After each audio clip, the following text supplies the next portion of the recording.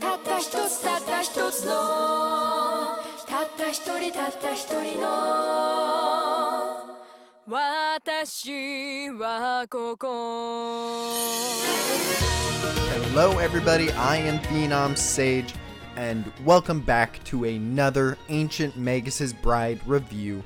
As you can see, I managed to be able to do it this week, and hopefully I'll be able to do it each week for this series, just because I'm loving it so much. Bit of a slower episode this week, to be fair. When I saw the slice of life genre tag on Mal, I kind of figured that we'd be getting some of these slower episodes, so I'm not really bothered by it, but this was more of a build-up episode, establishing this world more, establishing these characters more, introducing new characters, everything a good second episode should do, so I'm completely satisfied. As is customary with my anime reviews, we'll be going through this episode chronologically, and I'll be talking about everything that I thought was noteworthy, and everything that I can glean information from, and possible speculation on future character development, events, etc., etc. Now, the episode starts off very interestingly. I said last episode that I did not want to watch these OVAs because I was told multiple times that these OVAs cover sections of Chise's past, and that a lot of things in them taken out of context without the knowledge of future events in the manga and what this anime will cover, it just wouldn't make as much sense as it would if you waited until you got to certain places in the manga.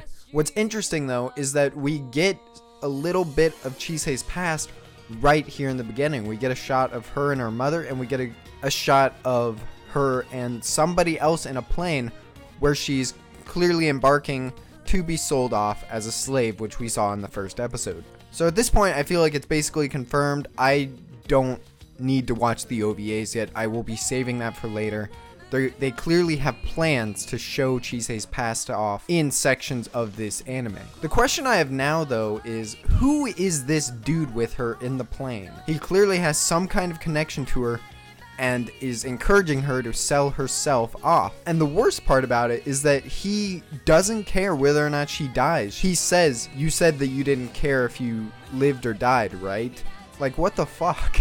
This is clearly not a very nice person, and I have a very sneaking suspicion that he'll have something to do with the story in the future. Cutting back to the present time, we finally get the introduction of this character we saw last episode that was just there in the background, but apparently her name is Silky, and she basically does all of the chores around the house for Elias. Now, there's not much to say about this. I mean, obviously a new character introduction is cool, but I do wonder what she's doing there in the first place.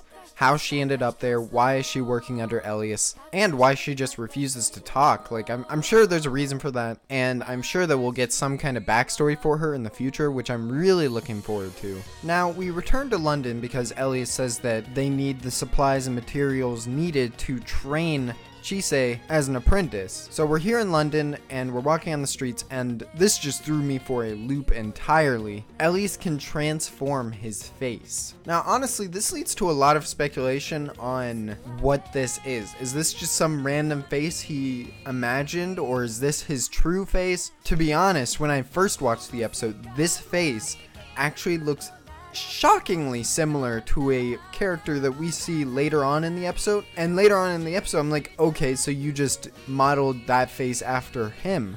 But nobody mentions it, nobody acknowledges that.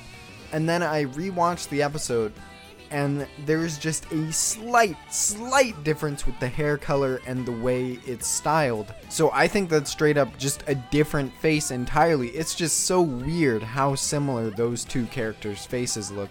We'll talk about that character later on in the episode, but I just thought that was funny. But we don't really know what Elias is. We know he's a Magus, but we don't know what race he is, if he used to be human, if he was always this creature. We don't know really anything about him, and that's what makes it so interesting to see him do things like this and wonder what the meaning behind it is. In this case, I don't really think there is a meaning. I think this is just some random face that he crafted, but I do think we'll be diving into Elias's past and his origins later on in the series. As we make it to the shop where Elias is buying all the things that he needs, Elias clearly has an acquaintance or somebody he knows here And there's just a really subtle but really well done directorial choice here when Elias is talking to the character we know as Angelica. He's talking to her, and a lesser anime would usually cut to them talking and just leave it at that. They're just talking to each other, they animate the mouths moving, etc., etc. But what I love about this scene is that we don't leave Chise's point of view. In fact, we have some really well framed and well composed shots that really illustrate the seclusion that Chise normally feels in her daily life. She's just standing there, you don't see her eyes, you can see her waiting for them to be done talking until Elias grabs her out of that and tells her to come over there. And I might be looking too far into it, but I think this really demonstrates the relationship that these two are forming very well, where Chise has only known this one thing her entire life, and Elias is snapping her out of it. Later on, we get a scene of just Chise and Angelica in the room together, and a lot of interesting information is revealed here, but the first thing I want to zone in on is throughout this conversation, we see their spirits around the room, just everywhere, and one is even crawling on Chise the entire conversation, and yet there's no acknowledgement. Can Angelica see these spirits, is what I'm wondering. She doesn't act like she sees them, but it could be that she's just so used to them that she doesn't even care. Although in an anime, you would usually see this spirit climbing on top of somebody, and you'd have the other character say, oh, don't worry about that, it's really peaceful and nice. So I have a feeling that Angelica actually can't see these spirits. We learn that Chise has the special power to see these things, but I thought that was only among humans. I thought that other magic users could see these spirits, but apparently not. Maybe it's just a thing that only Maguses can do and Slay Begas can do. And I'm gonna say Slay Bega. I know it says Slay Beggy in the translation, and I know some people say Slay Vega. I hear Slay Bega, so I'm gonna say Slay Bega, so whatever. If you have a problem with that, whatever. Okay. Besides the spirits in her room, though, we get a lot of interesting exposition from Angelica, explaining more about the world and the way this power works in the world. For example, there isn't just magic.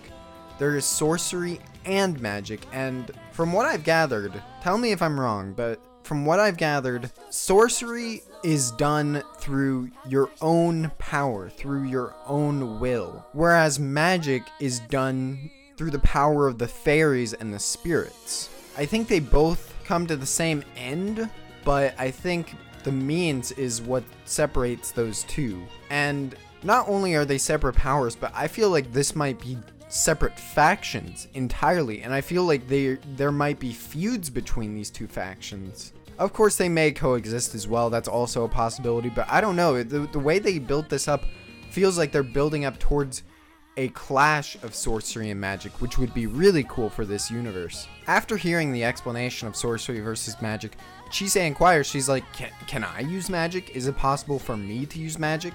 And of course, since magic is used through these spirits and fairies, Angelica summons her familiar named Hugo to help channel his power and let Chise try to use magic. That's what I assume was happening there anyways. My question is, does everybody have their own familiar? Does every magic user have their own familiar? It feels like you would need one, right, to be able to use magic?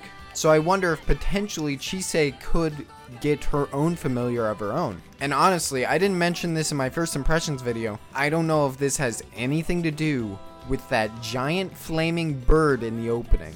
Like, we see Chise turn into some flaming bird and then come out of it at the end of the opening. I don't know what is up with that.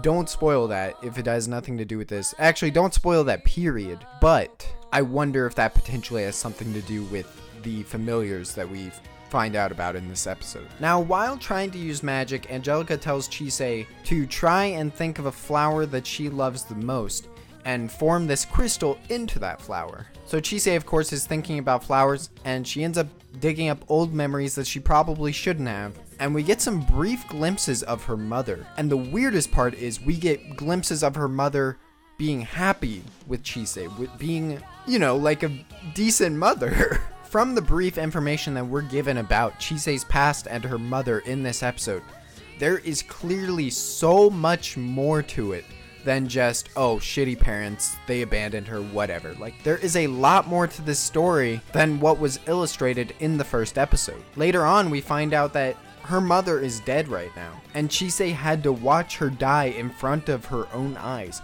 And we don't get any more information on that, and I guarantee we will in the future. But right now, I think that Chise's mom might not have been such a bad person. Now, her father, I don't know, because her father apparently is still alive, but just up and left her, which is why she had to go from so many caretakers one to another until she eventually ended up here. I just wonder if her mother was so happy to be with her at some point, what led her to say that she regret giving birth to her in the beginning. I imagine it has something to do with her origins and something to do with this power that she has. Chise might have potentially done something on accident that made her mother feel that way. Or maybe her mother's mentally ill, I don't know. We might have a Todoroki situation here for all I know. Lots of information to glean from these flashback sequences, and I'm really looking forward to learning more. Now, obviously, using magic while thinking of memories that make you that emotionally sensitive, as all shonen have taught me, that will probably lead to heightened magic and maybe even dangerous levels of magic.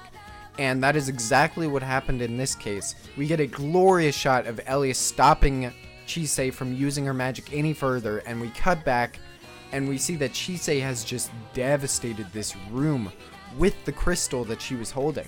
Now this is where, in my opinion, the most interesting aspect of this episode comes into play. For one, I love that Angelica is so just concerned with what's around her that she didn't even pay attention to Chise. She immediately just stared down Elias and said, "What is this girl?" And she further says, "Magic is a miracle, but it isn't omnipotent." And I got some heavy Full Metal Alchemist flashbacks watching this scene, because originally Chise, all she was trying to do was form a flower out of that crystal she was given. But what she ended up doing was creating crystals all around her. She created this garden of flowers that she saw in her memories. I think what Angelica means by omnipotent is that normal magic users shouldn't be able to create things that way. Now, I could be completely wrong and I'm just using Full Metal Alchemist logic too much, but that's the impression I got, is that normal magic should have only been able to form something out of the crystal she was given. Or maybe, if that rule isn't in play, she shouldn't have been able to create that much crystal. But Chise, having the powers that she does, she was able to create this garden of flowers out of crystal that wasn't even there. And this leads to a really interesting development with her character. Before, we thought that the Slay Beggar could only see spirits, and that was Chise's special power. But apparently she also contains heightened magic powers as well. And if that's the case, there's a lot more reason for other magic users to seek after Chise for her ability.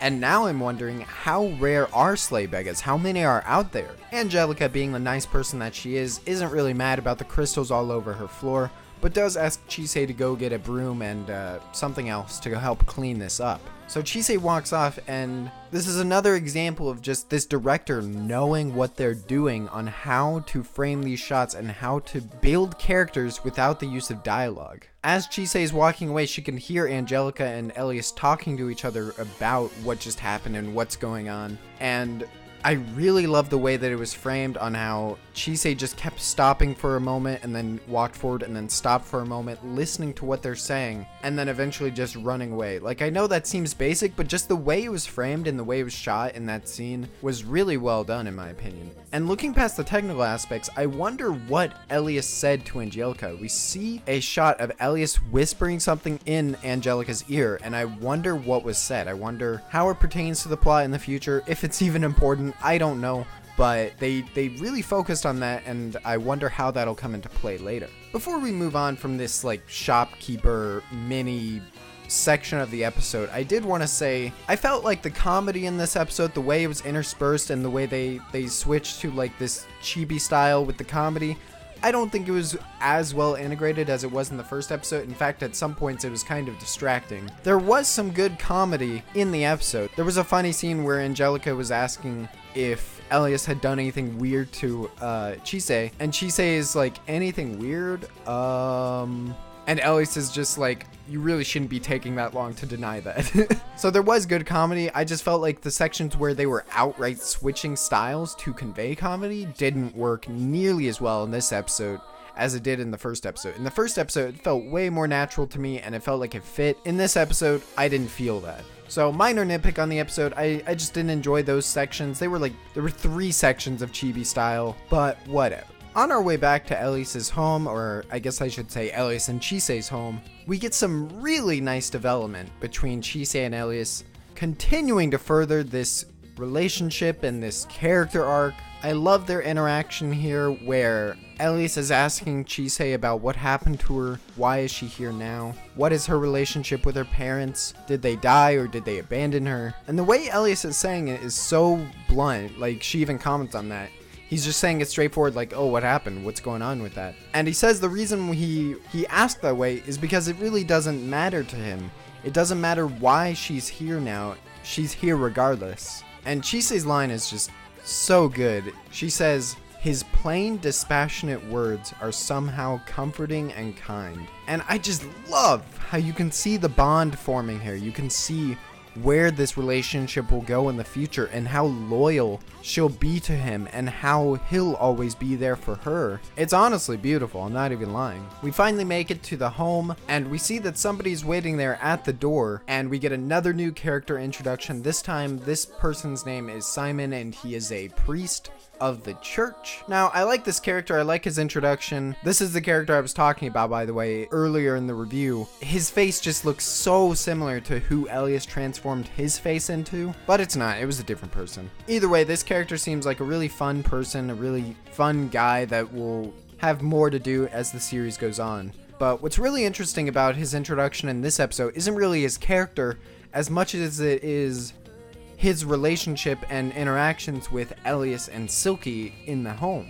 For some reason, Elias and Silky are very spiteful towards him, and it seems like they just downright dislike him. There's a very funny shot where Silky brings in a sandwich for Chise, and as she's eating it, Silky just wraps her arms around Chise and glares at Simon and is just protecting her at all costs. So I really wonder what's going on with Simon. What is the connection and history with him and Silky and Elias? Like, what did he do? Something tells me it's not really something that Simon did himself, but maybe something that the church did that he was a part of. Because Simon, as a person, just seems like a nice guy. Like, he doesn't really seem like he would do anything bad or terrible to these two people here. We get some interesting dialogue with Simon, talking about how Elias has been silent for decades, but now suddenly takes on an apprentice. And this is something I'm wondering why it hasn't been brought up yet by Chise or by Elias. Why now? Why did Elias suddenly decide to get Chise as an apprentice? Is it just because he had heard that a sleigh bega was on sale? Or is there something he's preparing for? Or what? Why now of all times? Because Elias is doing this now, Simon says he has to report this to his superiors in the church, and I also wonder what role these church superiors will have. If they'll be Fade Zero type church superiors that go in on the action and end up exercising everything that they deem unholy, or if they're just old men who don't really want anything to do with that and probably won't have a role in the story. It's really interesting to theorize and speculate on where this story can go, because it can honestly go anywhere at once. They're laying all the building blocks here and setting up for something that could go any kind of way. Now, I think the staff knew that this episode was kind of a slower, more dialogue-centered episode, so they were like, oh shit, we gotta include something hype. Although I would argue that the Chise magic scene was pretty hype in of itself. The very last scene, we're doing the errand that Simon had requested. I don't know what the exact job was. Like, I think Elias said that they're observing the dragons in Iceland. Or it might not be observing, it might be checking on them. Something that didn't really involve a lot of action. They were just going to check on these things. But out of nowhere, Chise is standing on this hill and a dragon swoops down, grabs her in her mouth, so I don't know how she's not dead. I guess the dragon just has really good control, and then just flies away with Chise. So Chise has been officially kidnapped by the second episode. And of course they leave it on a cliffhanger, so now we gotta wait a week to find out the resolution here. There's a lot of questions to be had from this. The obvious ones, like who is this person that's kidnapping Chise? What connection does he have to Elias? etc., etc. But what I'm wondering, he says that he's taking her to the last land of the dragons. Now, the interesting word there is last. This is the last home of the dragons. What happened to the other lands of the dragons? Were they wiped out? Are they just extinct now? I'm sure that's speculation that will be answered next episode, so I won't go on too much about it, but I'm just interested to hear more about what place dragons have in this universe. Anyways, that's been all from me for this Ancient Magus Bride episode 2 review. One day is worth 2 tomorrows. Very interesting title there, by the way. I'm not sure what in particular it's referring to. It might be referring to Chise's slowly growing bond with Elias and how Elias doesn't really care about her past. But I don't know. It's a pretty vague title. It doesn't really refer to anything in the episode specifically, so it's just a nice title. Hope you guys enjoyed this review. Tomorrow I will be trying to put out a Hoseki no Kuni video review on episode 2. Having these two shows out on the same day really just blows my mind. I can't believe that these two shows are coming out within 1 hour of each other. That makes it really hard to do reviews for both of them on the same day. So in the future, I plan on covering those two series. Unfortunately, Kino is dropped. I still haven't even watched the second episode. I feel so bad. But I might do a video on Kino once it's finished, talking about what I liked and disliked, etc., etc. But regarding Ancient Magus and Hoseki no Kuni, for future reviews, tomorrow obviously I'm doing Hoseki no Kuni, but for future reviews, I will probably be watching both episodes back to back